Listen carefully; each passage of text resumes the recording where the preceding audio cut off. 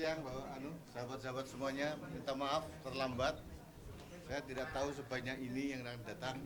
Jadi hari ini memang acara utamanya adalah silaturahmi halal bihalal Forum Penyelamat Demokrasi dan Reformasi atau kita singkat FPDR. Dan perlu saya ingatkan bahwa kantor ini yang dulu TKRPP Ruang Aspirasi Relawan sekarang sudah kita ambil alih menjadi sekretariat utama dari Forum Penyelamat Demokrasi dan Reformasi. Dan saya ingatkan juga ketua Dewan Pengarah dari FPDR ini adalah beliau Laksamana TNI Bintang Sunda, ketua umumnya adalah Bapak Marsikal TNI Purnawirawan Agung Priyatna, saya sebagai Sekjen Rudi S. Kamri, dan ada beberapa dewan pakar di forum ini, salah satunya Dr. Subari, Profesor Ika Runsha Bakti, Profesor Henry Subiakto, dan banyak hal. Jadi hari ini kita diskusi sebetulnya. Topik utamanya adalah kita ingin bersama berdiskusi menyikapi prediksi keputusan MK yang akan dilakukan tanggal 22 April 2024 yang akan datang. Ada beberapa skenario, lalu kita merencanakan sikap kita seperti apa. Nah, untuk itu saya akan serahkan kepada Ketua Umum FPDR untuk menyampaikan poin-poin yang kita diskusikan pada hari ini. Pak Gus, saya persilakan. Baik, terima kasih ya teman-teman yang saya terus terang saya banggakan lah ya. Saya bahagia sekali bisa ketemu semua teman-teman di sini yang sudah menunggu kami tadi diskusi di atas. Ini semua dasarnya sebelum naik ke atas kita semua pasti lihat di sini kan. Bagaimana mereka supaya ada tulisan tidak melawan lupa itu ya. Bagaimana perjuangan reformasi ya para mahasiswa dulu untuk membentuk demokrasi kita seperti saat ini. Nah, demokrasi ini kan sudah berjalan ya, mulai dari tahun 2004 sudah mulai berjalan sampai sekarang. Nah, ternyata ini mau luntur dan mungkin juga mau rusak. Nah, sehingga dengan mau luntur mau rusaknya demokrasi ini terjadilah pemilu 2024. Nah, pada saat pemilu 2024, nah kita ini hasil diskusi, hasil pemantauan kita segala macam, ini terjadi segala sesuatu yang jelas-jelas ini jelas merusak demokrasi ya. Akhirnya diajukanlah ke MK. Nah, prediksi kita di MK, hasil dari MK ini, kita hanya bisa ya mendesak ya, dan kita yakin ya bahwa semua hakim yang ada di MK mudah-mudahan mereka akan menggunakan dengan hati nurani mereka ya, dengan secara rasional, berpikir sehat, menggunakan akal sehat dengan hati nuraninya mereka ya, sehingga mereka bisa dengan tulus ikhlas melihat apa sih dan bagaimana sih penyelenggaraan pemilu 2024 ini, terutama dalam pemilihan presiden ya. Itu yang pertama. Yang kedua, kita juga bisa melihat tokoh-tokoh nasional kita ya. Kita lihat, coba kalau teman-teman sudah baca di Kompas juga ya, di mana Ibu Megawati Soekarno Putri ya sebagai sahabat keadilan ya kan, sampai sahabat pengadilan itu yang amicus curiae itu membuat suatu tulisan. Nah, tulisan itu coba kalau dibaca, ini semua demi demokrasi, demi masa depan bangsa dan negara Indonesia ke depan ya. Sehingga kita tadi diskusikan bahwa bagaimana nih beberapa prediksi keputusan dari Mahkamah Konstitusi itu. Nah, karena keputusan itu kan tidak bisa diganggu gugat ya, keputusan MK itu sudah ada undang-undangnya.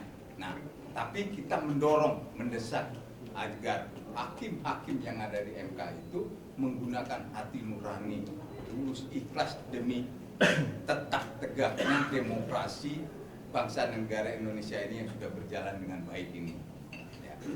Selanjutnya juga dari Forum Penyelamat Demokrasi dan Reformasi ini tidak akan pernah berhenti sampai saat ini ya, akan terus berjuang.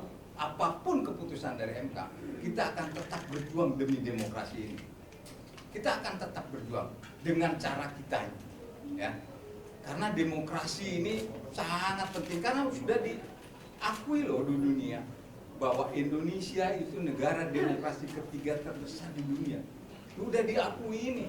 Kok sekarang mau luntur, mau dirusak? Silakan, mungkin teman-teman pasti wartawan banyak baca artikel-artikel dari luar negeri, ya. Sampai ada di Dewan Keamanan di Dewan PBB saja ada yang menanyakan masalah bagaimana demokrasi di Indonesia ini.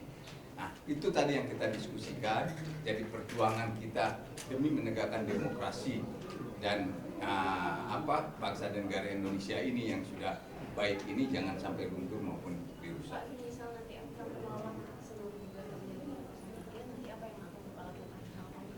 Nah, kita akan lihat kita tetap akan bersuara. Ya, kita akan mengadakan acara-acara, ya, yang jelas.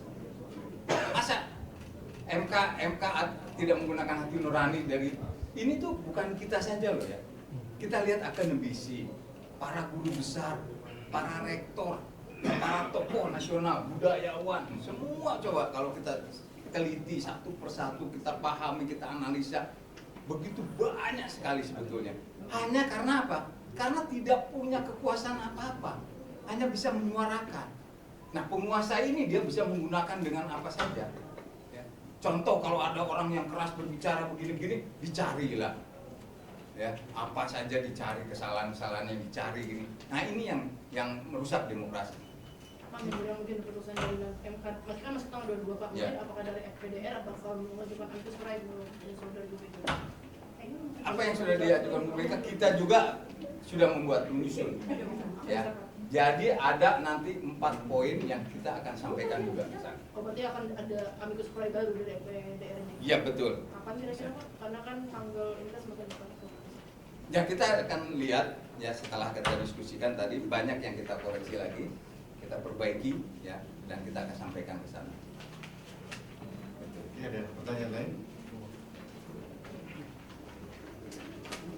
Jadi teman-teman, ya, bahwa kita menghormati keputusan MK, itu final and binding. Tapi sebagai rakyat, sebagai warga negara, sebagai pembayar pajak, kita tetap boleh bersuara, mengomentari, kan? Itu hak kita, hak demokrasi kita. Jadi kita istilahnya berharap yang terbaik kepada MK, tapi juga kita juga menyiapkan langkah-langkah kalau mereka akhirnya menolak gugatan, karena memang waktu yang diberikan oleh undang-undang kepada MK hanya 14 hari kerja, sangat terbatas. Kita menyadari hal itu, tapi apapun keputusannya itu adalah keputusan dan akan menentukan arah kebangsaan kita kemana ke depan. Dan saya masih mempunyai kepercayaan bagi MK ini, kan awal mula masalah kan di MK sebetulnya kalau begitu. Dari keputusan nomor 90-nya, masa Hakim yang mulia ini tidak mau menyelesaikan kekisruhan yang dimulai dari MK sendiri.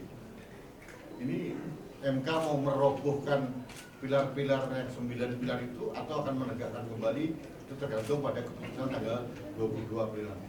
Itu yang sikap kami tegas ke arah sana. Kita mudah-mudahan marwah MK kembali baik. Mungkin ada lagi. Prof. Ikrar mungkin yang disampaikan. Prof nanya boleh nggak, Pak? Pak Ikrar malah. Seandainya Pak Ikrar mendampingi kita, beliau ketua Dewan Pakar. Jadi kalau mau pertanyaan, Profesor Ikrar lebih banyak bisa menjawab. Kalau ada pertanyaan. Ada Pak Sobari juga bisa. Kayaknya nggak ada. Ya mungkin untuk Pak Sobari. Oke, gimana? Ada pertanyaan dari Mas? Yang Prof Ikrar apa terkait dengan keputusan Indonesia? Ya, yang jelas ya, apapun keputusan MK ya, tentunya gerakan untuk memperbaiki demokrasi Indonesia itu jangan sampai mati. Ya. Kenapa demikian ya? Karena kerusakan-kerusakan yang ada pada pemilu 2024 ini jangan sampai kemudian dibiarkan, satu, kedua. Yang kedua, jangan sampai kemudian presiden terpilih yang ditentukan oleh MK besok ya, itu jangan sampai juga mengulangi abuse of power yang dilakukan oleh pimpinan negara dan pimpinan pemerintahan ya pada pemilu 2029 yang akan datang. Ya.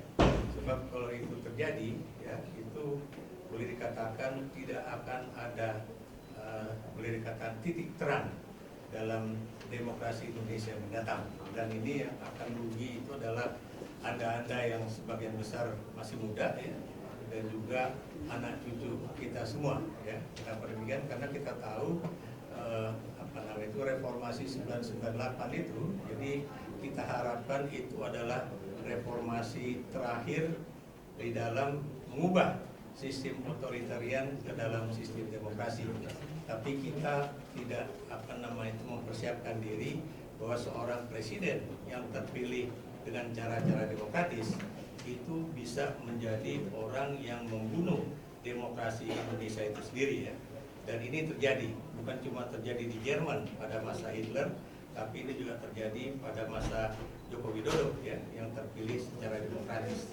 Dan kita juga tidak menyangka bahwa seorang yang kemudian didukung oleh sebuah partai politik ya, itu kemudian menjadi orang yang bukan cuma mengkhianati partainya sendiri ya, tapi juga mengkhianati masa depan demokrasi Indonesia, bahkan mengkhianati bangsa dan negara Indonesia ya, untuk bisa membangun Indonesia sebagai negara yang boleh dikatakan terbesar nomor 3 di dunia yang bisa menjalankan demokrasi secara baik.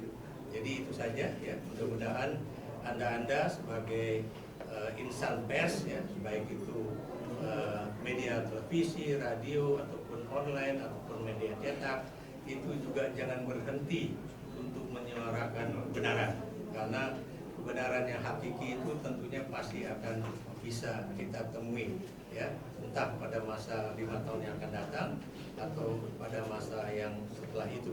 Kenapa demikian? Janganlah kita berhenti untuk memperjuangkan demokrasi Indonesia yang benar-benar demokratis ya.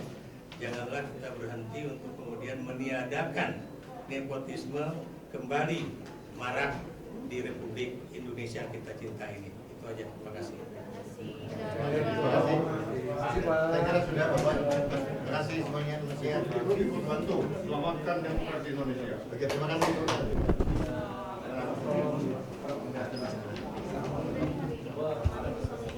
Tahu lupa.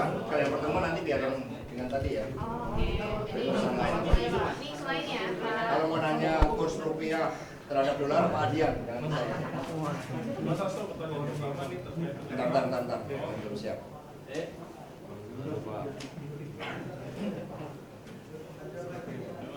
Ini baju ini saya pakai ketika membahas kereta api cepat Mega dan Pak Jokowi.